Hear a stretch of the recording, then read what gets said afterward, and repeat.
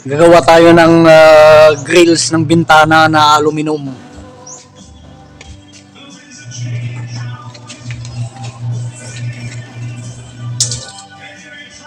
Ang taas nito ay 61 inches.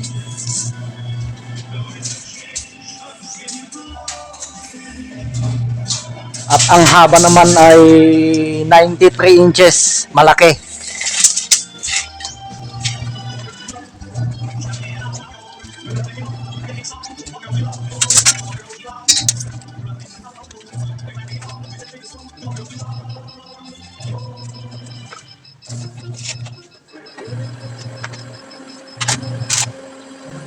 Ang materials nito ay 1 by 1 at saka 1 by 2 na tubular 1.5 lahat. Bago tayo magputol doon, yung para sa gitna, susukatin muna natin, guguhitan natin yung mga yung para sa gitna. Siyempre yan, naiplano ko yan kung anong sukat ang ating iguguhit.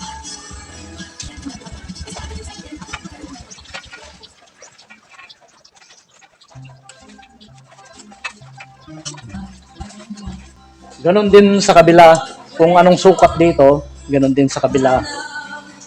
Bali, ang ginamit natin ay eskwala lang at saka lagaring bakal. Lagaring bakal ang pinangguhit natin.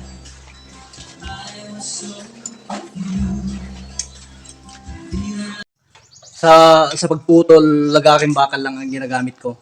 Yung lagaring bakal na number 24. Ayan o, number 24. Yung pino.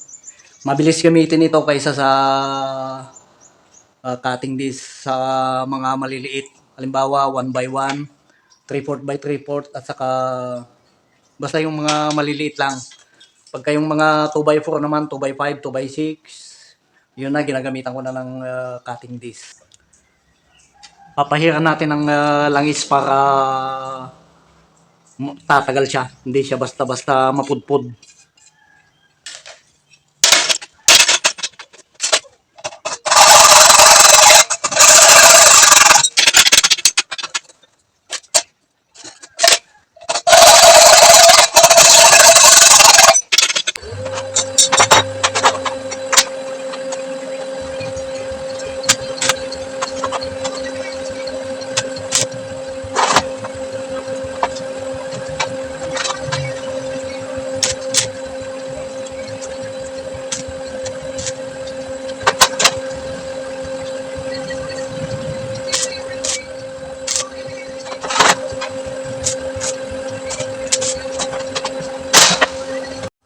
Naglagay tayo ng guide na angle bar magkabilaan dito at saka dun sa kabila para sa division, para dito sa gitna para pare-parehas yung distansya.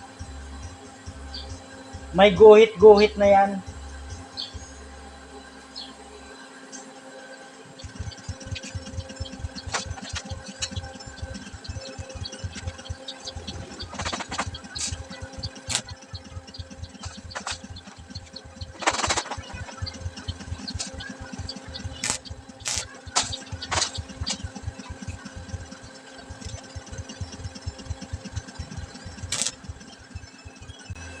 Bali, ispat-ispat lang yan. Pagka na-ispat lahat yan, ganon din sa kabila.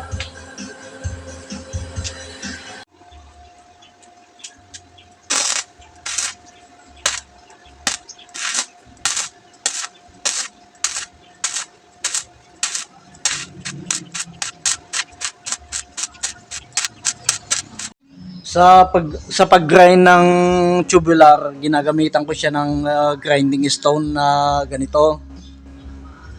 Tapos susunod yung flap disc. Pwede rin na hindi gamitan ng ganito. Kaya lang pagka bagong-bago kasi yung grinding stone, magaspang. Kaya ginagamitan ko siya ng flap disc.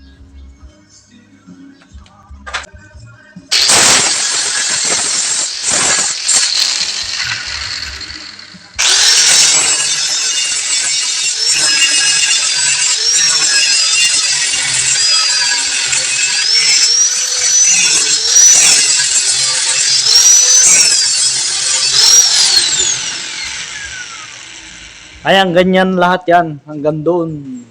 Lahat ng welding. Kung gusto mong malinis, gagamitan natin siya ng flap disc.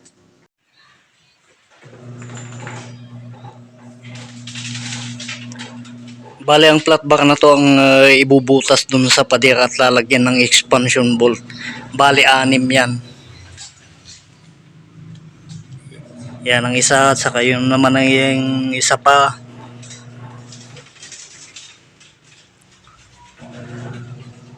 Bago pinturahan, lalagyan natin siya ng silicone sa mga kanto, sa gitna, kasi hindi maiiwasan na merong magkakaawang dyan.